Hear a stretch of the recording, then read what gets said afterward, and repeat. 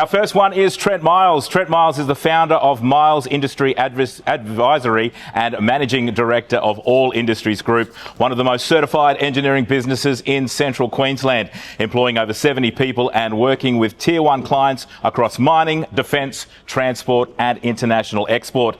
With 20 years of hands-on industry experience, Trent has led business transformations, managed crisis turnarounds and consulted for multinationals, SMEs and government on strategy, systems and operational improvement. Through Miles Industry Advisory, he helps businesses owners scale, consolidate or stabilise, from setting up basic systems to navigating complex restructures and growth programs. Backed by strategic partnerships, he also supports clients through pre-insolvency and stress management scenarios when things get tough. If you've ever had to scale quickly, tighten the belt or bounce back from a setback, Trent has got some lessons for you. Ladies and gentlemen, please welcome our first guest speaker, Mr. Trent Miles. Thanks, mate. How's that for an intro? Yeah, it's a big voice. I'll stand a little bit forward if that's all right. Or if I stuffed you up over there, Jace. Yeah, so most of you guys do know me. For those of you who don't, Trent Miles, I'm born and bred in Rocky. We started a business back in 2014. We're a startup business. Now we've got about 60 people in a workshop in Rocky, importer, exporter. We work across America, Vietnam, China, and Mongolia. That's pretty much our demographic. But I do know firsthand about the problems about having a business here in CQ in the regions and how it's uniquely different to anywhere else. And I try my best to voice that with the government people that I work with. So yeah, I did start up Miles Industry Advisory. So All Industries has a lot of really great management team there. So they afford me a fair amount of freedom. And I was trying to decide what type of hobby I should take up. My co-founder, for those that do know Rob Nagel, he's taken up a few unhealthy ones with home distillery, shooting guns and doing farming. So I decided that this was a bit better of an outlet to try to help some of the businesses. I'm predominantly in the manufacturing space. It's what I do go after the most. A lot of people don't know, but Queensland manufacturing is practically, I think now the latest numbers are 33 straight and consecutive months of recession. So there's a lot of work to be done in the state in the manufacturing space. I was a high school dropout. I kept these notes, by the way, because I'm known for a big yarn, so I've kept myself under control. So I was a high school dropout, went to Brisbane at 16 years old in a factory down there and had the crappy jobs, shoveling out pits, painting floors, all of that. And now I do a lot of work right up into NGOs and even some government stuff. I do work with businesses, small businesses, although primarily most of my businesses are medium size and up, because I'm heavily in operations and governance. So a lot of small businesses don't go into that space. Although I have been doing a lot of work locally here, just helping with policies, procedures and basic stuff like that. Yeah, so keeping it short, a few lessons that I brought today. I've got 5 lessons that I think that it's a good theme. All of these I've learnt myself. So when I'm saying it, it's because I've done it. And the first one is, the big controversial one is, don't go broke. So that's scaling without systems is a big one there for me. I work with businesses that jag on a big project and they've got to double their FTE count or something like that. And you're like, rightio, how are we going to do this? And they just say, I'm going to get a heap of mates and go to work. There's no job descriptions. There's no nothing. So that's the first lesson is I see it happen a lot, particularly on the pre-insolvency work. There's no administrators in the room, I don't think. It's a few faces I don't know. No, great. So there's a few vulture administrators around in the regions that once a business is at end of life, these guys will come and take, heirloom wedding rings off your wife's fingers. And that's some of the work that I try to stop from happening. And I see it, and sometimes it's not from bad business, it's growth. There's some good businesses here in town that have had 400% growth and it almost ended them. And that's because they're doing the right things, not because of the wrong things.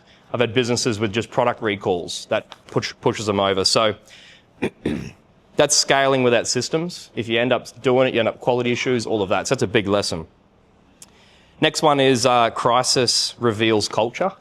So when you do hit the wall, and it happens, when it does get tough, your values and your company's values or lack thereof become pretty obvious. And I try to teach our guys that in peacetime, you want to be investing into your culture.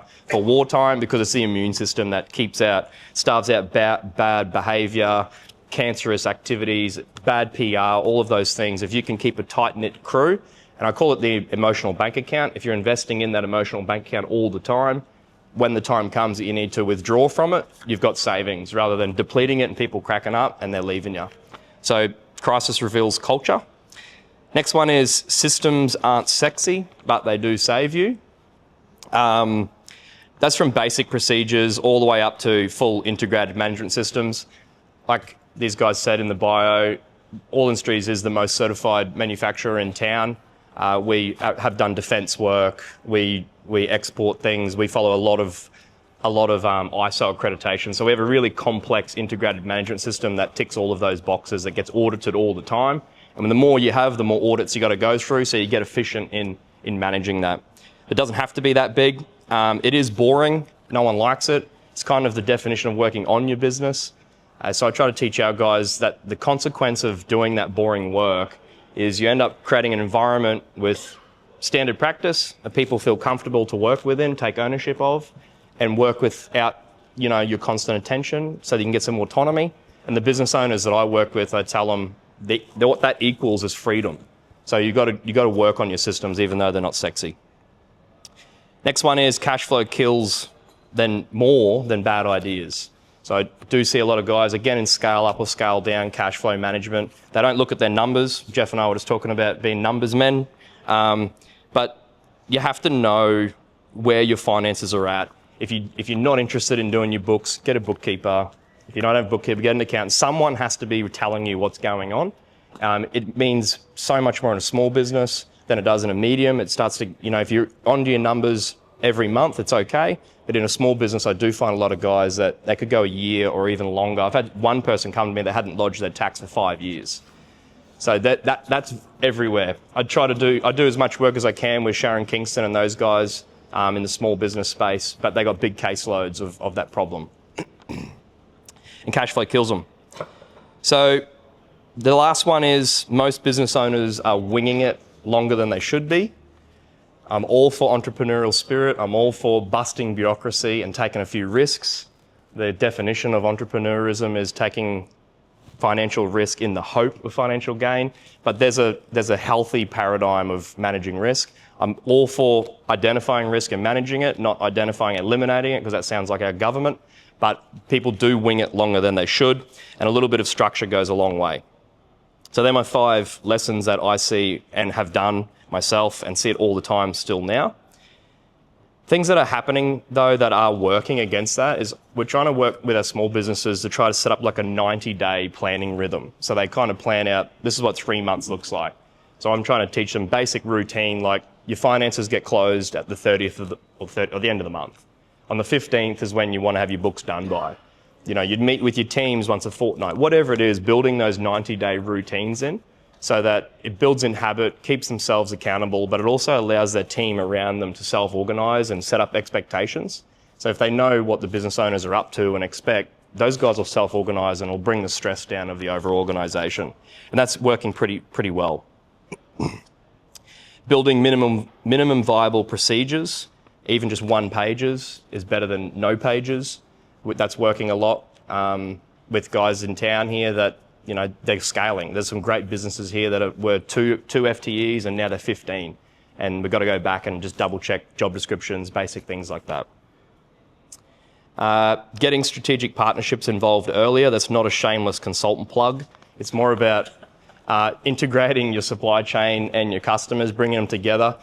And I always say to these guys, if you meet certain people, they've studied a vein of information for decades. Like their depth of understanding is more than you're ever going to be interested in. For instance, a bookkeeper. A lot of business owners have a love-hate relationship with their bookkeeper, and they need to understand there's a lot of value there. Every year the laws change, that person's been doing it for decades, and there's something that as a business owner you're probably never going to go into. Compliance is not our strong suit. So getting those people involved earlier is definitely key. And finally, the last one that's working is for those businesses that are in trouble. Like, it's pretty tough. I'm in the industrial space. The industrial space isn't going too well as a subsector. There's some sectors that are booming, but pretty much anything in sheds at the moment is up against some bad macroeconomics, supply chain disruption. There's lots going on.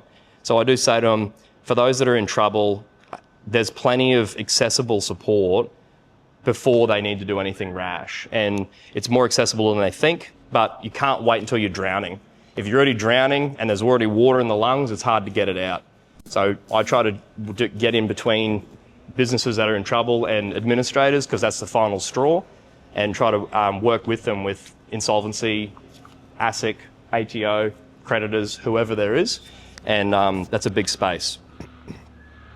So don't leave it too late. There's plenty of support around.